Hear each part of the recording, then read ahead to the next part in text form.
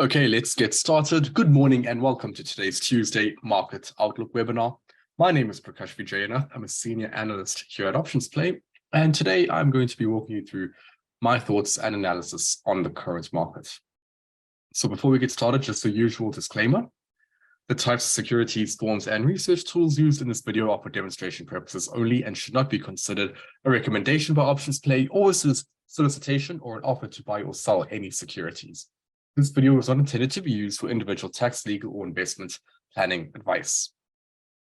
So our agenda for today, kicking off with the major equity indices as usual, highlighting some key levels, and we are seeing some very bullish price action. So we will be taking a further look as to where price could head to next. From there, moving on to fixed income and commodities, we'll also take a look at the sector rotational model, highlighting which sectors are outperforming and underperforming the overall market. We'll take a look at some sectors of interest that I have for you today, and end today's webinar with some bullish and bearish market observations. So starting off here with the S&P 500 using the SPY ETF. The last couple of weeks, I'd mentioned that if we got a breakout above 420, which was a 23.6 fib level, also a major area of resistance, 430 could act as a potential minor level of resistance because it was a previous swing level. And actually, what happened was yesterday, we did reach that level and we did see a bit of an intraday rejection. Now, I don't view this as, a significant downside signal or bearish signal by any means. I do think 430 would eventually be broken simply because, 420 was the major area of resistance, not 430. And even though we are running into some minor resistance, it comes at a good time because equities are currently overbought, especially for the S&P 500. We had a 50-period CCI, the blue histogram. It's above 200, so that's well in overbought territory. So what could happen is we could get a pullback. And if we get a bit of a steeper pullback back to 420 and some bullish price action, that would indicate a potential breakout on the cards, especially for the fact that equities will be recovering from an overbought condition. So price currently reacting to 430. However, wait for a pullback and look for a potential move higher from there, because right now sentiment is definitely bullish. In terms of next levels after that, I mean, you're really looking at around 455, 460 previous areas of resistance and support. That would be the upside target here for the S&P 500. But overall, equities have managed to navigate through some macro events. Last week we had the jobs data coming out, which was a little bit ambiguous. I mean, in terms of the non-farm payrolls number, it was incredibly high, came out well over 300,000 when the expectations were 180,000, I believe. So that was a significant, upside surprise. And under normal economic conditions, yes, that would be a positive. It means that the economy is adding more jobs, and it would usually lead to a stock market rally. However, during these high inflationary period, the Fed actually doesn't want to see too many jobs being added to the economy because it does aid in labor inflation. So that is why markets definitely, or bullish investors definitely want to see a lower NFP report, and just because it means that the Fed doesn't need to increase interest rates. So it's one of the reasons why the Fed would not want to increase interest rates if there aren't that many jobs being added and labor inflation isn't too much of a concern. That being said, we had unemployment tick up from 3.4% last month to 3.7%, when analysts were only expecting 3.5% this month. So that did somewhat balance it out. And overall, I think equities actually responded positively despite the high NFP number, due to there being a bit more clarity. And, we could still potentially see the Fed not hike interest rates in the next meeting in a few weeks. So overall, the S&P in a good position, momentum on the weekly time frame turning positive. And again, breaking above 420 was, that was a key event here over the last few days. We're moving on to the NASDAQ 100, looking at the QQQ ETF. So the NASDAQ 100 has been outperforming the S&P 500 due to its higher exposure in technology names. And what we have noticed is that market participation has actually been quite low. And what I mean by that is we are seeing, especially in the likes of the S&P 500 and the NASDAQ, that the top companies or the top 10 companies are really responsible for most of the gains. So we're not seeing that participation with the other hundreds of companies, especially with the S&P, contributing to the rally in the main index. And it's a bit, and you can somewhat see that here with the NASDAQ 100. I mean, the fact that price has rallied so much in such a short period of time, and it's only really due to the rally in Apple, Google, Microsoft, the really big companies that make up a large weighting of the NASDAQ 100, it does indicate that market participation is lacking. And that doesn't really bode too well in the long term, but we have seen this happen before, especially during the pandemic recovery period from, let's say, 2020 to 2021. We saw very narrow leadership in technology, seeing somewhat similar signs. And it may take some time for participation to improve. In fact, we're actually seeing signs of that now. I'll show you what I mean with the sector rotational chart. But right now, it's important to note that this rally, while it is impressive for the NASDAQ 100, it is very much concentrated in the very top holdings. Now, looking at the price itself, the NASDAQ 100 has been overbought for quite some time and is continuing to move higher. Although in the last few days, momentum has been moving lower, while price has been moving higher. So that could indicate we are very much in store for a pullback for the NASDAQ 100. The big rally here for the NASDAQ 100 was largely also due to the AI boom, a lot of hype around that. And naturally, the NASDAQ 100 has some very solid exposure within that space. But I do expect a bit of a pullback here. Definitely not the right time to go long, in my opinion, just because of this overbought condition. I think it makes more sense to be patient, wait for a pullback before looking for bullish opportunities. In terms of upside price targets, I would be looking at around 380 really as the next significant level, between 375 and 380. There was a previous area of support, also resistance. We also have 350 as another area, but price is breaking above that. So I wouldn't really view that as a critical area currently. Sorry. What's happening here? It's a bit of a delay. Go. Okay. Moving on to small caps, looking at the IWM Russell 2000 ETF. So small caps have finally shown some signs of life. Over the last couple of months, we have seen price action be very limited below 180, but respecting 170 support, which is a 50% fib level. Price was unable to break above that level. As you can see, there was a lack of momentum during this period. Well, what we have seen over the last couple of days, especially with the jobs data being a catalyst, was a breakout and a close above that 180 key area of resistance. What does this mean? Well, for me, it means that because we've already seen a retest of the previous resistance area yesterday, a bit of an intraday bounce, we could be seeing a continuation in this rally, targeting 188, which is a 38.2 fib level. But this is what I mean by there are signs of improving market participation, is because small caps are now participating in this rally. And it's only a couple of days of evidence, so we can't say that for certain. Definitely way too early to say that for certain. However, we are seeing a bit of improvement, which is encouraging. Moving on to TLT, the Treasury Bond ETF. So overall, things are looking quite bearish. Bonds, we have this major support level currently at 100. Price did recently bounce high from this level, and it reacted to a previous minor support level at 104. It was a previous area of support. Eventually, we saw the breakdown and a bit of a retest, failed retest, and price is so far heading lower, despite opening a little bit higher this morning.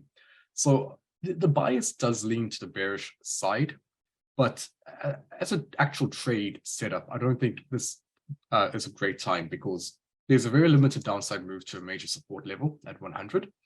And the only time I'll be looking to short TLT is once it's back closer to 108.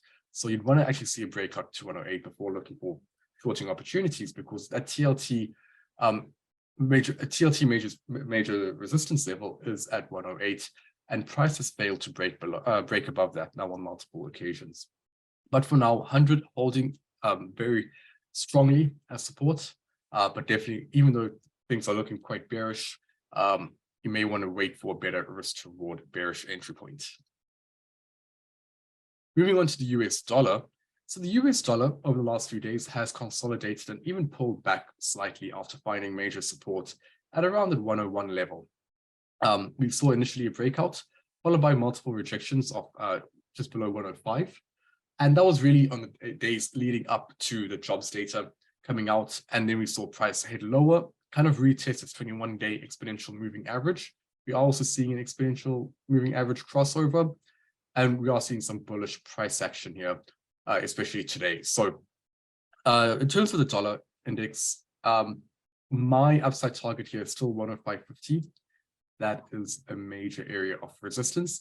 And from there, let's see if it has enough momentum to actually break out of this major resistance level. Because if it does, it opens the door for 107.50 as well.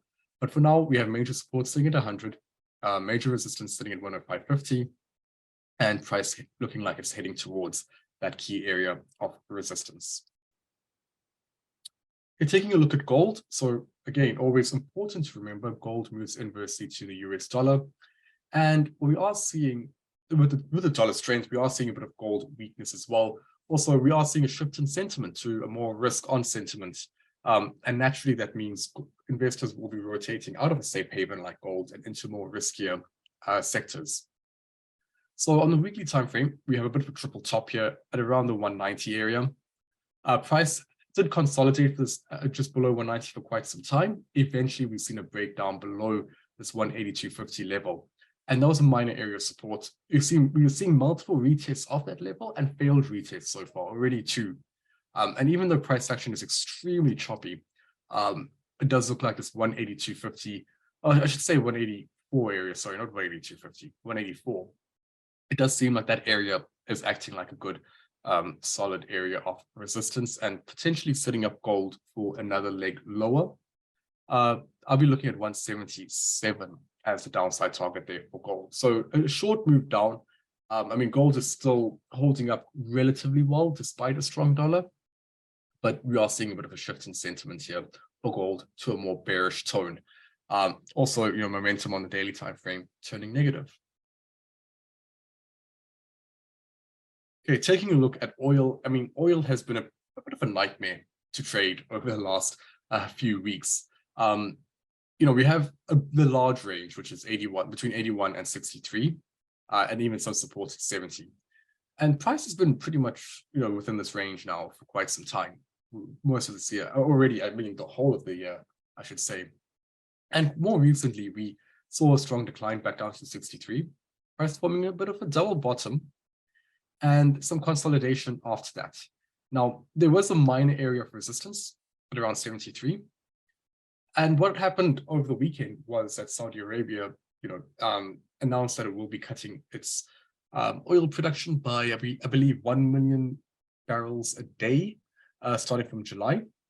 And when you cut off supply, naturally it increases price. However, what we did see was a bit of an open higher yesterday, but immediately moved lower, and it actually failed to break above this range. So we saw price closing at just about at around 71 and already heading lower this morning.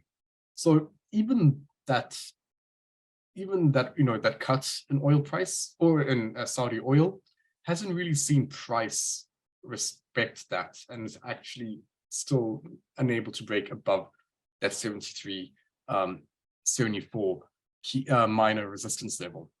If it did break above it, I'd be looking at 81 as the upside target, but it hasn't quite got there. And overall, we're back in this very tight range. I think it's very difficult to trade it. I don't really want to guess where price will head to next, but over the long term, things are looking a little bit more bearish for oil. If I had to choose a key area of support, 63 would be that next level. Price just unable to break above 73, 74. Moving on to sector rotation, we have 3 sectors in the improving and leading category and 8 in the lagging and weakening category. So a little bit of a change from the last time we spoke on Thursday. In the leading category, we have technology and communications, as well as discretionary. Discretionary performing quite well, actually moving to the right, indicating it is increasing in relative strength against the broader markets, while technology and communications actually running out of steam, losing out on some momentum, and seeing some outward rotation, which could potentially lead to these two sectors rotate into the weakening category. However, these sectors are still strong, largely propped up by the big technology names doing quite well, with NVIDIA especially kind of leading the charge there in semiconductors, and also communications, the big communications names doing very well, but overall still losing out on some momentum. Definitely not a bearish signal by any by any means, but it may just mean that stocks, these sectors are a little bit overbought and could be in store for pullback. In the lagging category, we are seeing improvements across the board for sectors that were underperforming over the last couple of months. Financials, energy, real estate, materials, and industrials all showing some momentum, especially for financials and energy, looking like it may rotate into the improving category. Our defensive sectors in staples, utilities, and healthcare all losing out on momentum and relative strength. And healthcare rotating into from the improving category back into the lagging category. So broad weakness for the defensive sectors indicates rotation out of defensives and into more risky, let's say more riskier sectors, more growth-driven sectors. And that indicates a shift in risk sentiment from a risk-off sentiment to a risk-on sentiment, which is why we are also seeing the broader markets or the major indices perform quite well.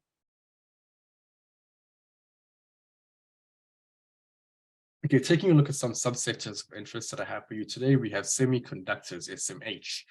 Obviously, a lot of hype with semiconductors. I'm sure many of you would want to see this chart. So that's why I wanted to show my thoughts and analysis for semiconductors right now. Now, the fundamentals for semiconductors, especially with AI, is definitely promising. It's very optimistic and encouraging for the long term.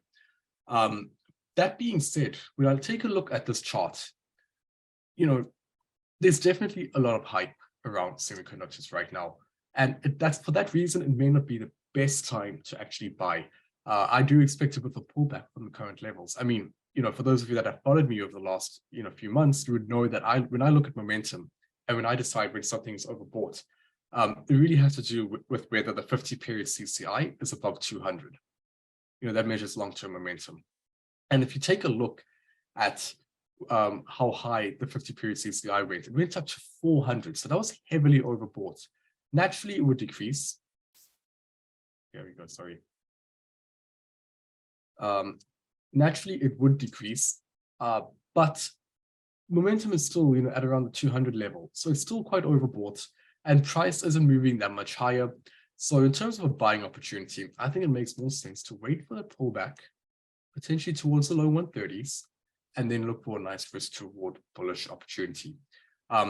Just because I'm waiting for a pullback does not mean I'm bearish on semiconductors. I still am quite bullish, but at the same time, it's just a little bit too overbought.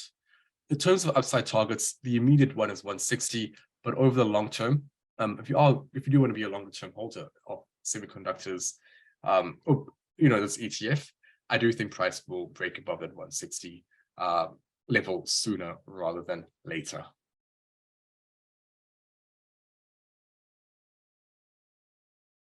Right, moving on to IBB, which is the biotechnology ETF. This is a new idea that I have for you today. And what I've been looking at is really the last few days of price action.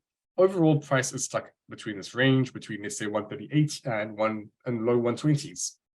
And what we saw quite recently was a bit of a dip in price, retesting this 126 level, but we saw multiple intraday bounces from that level, followed by some very bullish price action on Friday, and some bullish price action yesterday as well. So I am looking for maybe a very shorter term or shorter duration trade, a revisit back to 133 resistance. And if not, if we can break above that, 138 could be the secondary take profit level here for IBB. But biotechnology, especially in a risk-on environment, tends to do quite well. And yeah, I am looking for a short-term play with that, with two potential take profit zones, and we will be monitoring this over the next few weeks. Moving on to DRIV, the Autonomous and Electric Vehicle ETF. So this has been a bullish idea that we've had for the last couple of weeks. The bullish thesis behind this trade was price is reacting to support at the $22 level. This is a major area of support on the daily time frame. And a few weeks ago, I did mention, look, there's a declining trend line. Price would need to break above that. And what we saw was actually a perfect breakout, followed by a retest of the trend line and a move higher here. So far, this is an idea that's gone very well for us. Price a little bit overbought, so it may pull back or may consolidate for a bit longer, but it's still approaching a $25 upside target here for DRIV. Moving on to Moderna. So Moderna is actually part of the biotechnology subsector, and even though I have a bit more of a bullish view in the short term for biotech, and even though Moderna was, a bullish idea that we've had now for the last couple of weeks, it's not really an idea that's done too well. Definitely not a losing trade, pretty much at break even at 128. However, we are not seeing the momentum that we want to see. Yes, there was initially a move up higher in price, immediately rejected 140, came back down, and it hasn't really moved that much higher. Even on bullish days for the broader market, Moderna has actually been moving lower or staying neutral. So for that reason, I do think that we should get out of this trade. If this was a trade idea that you did utilize, I'd say it makes sense to get out of the trade now for pretty much at a break-even price for Moderna. Even though the bullish thesis remains intact with price staying above 120 major support, it's just not finding the momentum to push higher. Okay, our long-term bearish play is Fidelity. So Fidelity, this is a long-term bearish play due to the fact that it's been on a long-term bearish trend, using the previous areas of support, kind of turning them into resistance. And we saw that quite recently at the $60 level, roughly. And on a daily time frame, you can see that price is struggling to break above the $60 level. Even on strong days for the broader markets, Fidelity has been staying neutral or moving lower. Last couple of days has been bearish. And this bearish idea is still in play. I'm still looking for a move lower to retest at 48 level, and we could see potentially a new lower low on the weekly time frame. So a bit of patience required here for Fidelity, but still very much respecting our bearish thesis. Yeah, a new idea for you today is Roku. So Roku is, I'm looking at the price action here, and I think if I zoomed in a bit more on the weekly time frame and just looked at a snapshot of the last few weeks of price action, what you'd see is a bit of capitulation, a bit more obvious capitulation, or even an inverted head and shoulders where price has made a left shoulder, a head, a right shoulder, and it essentially has made a new higher low as well as a new higher high. So we are seeing capitulation, we are seeing a change in trend, and more recently we had a bit of a pullback towards 52, and price is breaking above the key $60 area. Previous resistance turned support. So that hasn't really acted as resistance, but it's breaking above it.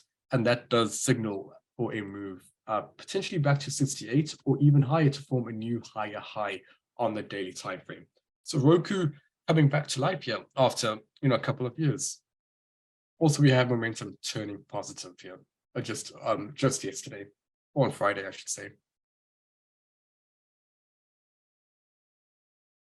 Okay, the last idea that I have for you today is Lowe's. So Lowe's was a bearish play from, I think, 2 weeks ago. And the thesis for this trade was because price did open a little bit lower here, below 200 a few weeks ago. And since then, it's been very, very choppy, very difficult to really manage. But price is retesting the 210 major resistance level. So technically still respecting the bearish thesis. However, this has been a trade now that we've had on for quite some time, and it's just not working in our favor immediately. So I do think that, if it does move lower in the next couple of days, it makes sense to close this trade and move on to the next one. It will still be a limited loss, a fairly small loss, but still the fact that it just hasn't moved lower in the time frame that we needed to, it's actually very choppy, it just doesn't bode too well for us. So I do suggest keeping it open maybe for a couple more days, seeing if we can see price move a little bit lower. But I don't expect price now to reach the 188 level anymore. And with that, that is all I have for you today. Thank you so much for joining me, and I hope you all have a great trading week. I will see you next week for another market outlook. Goodbye, everyone.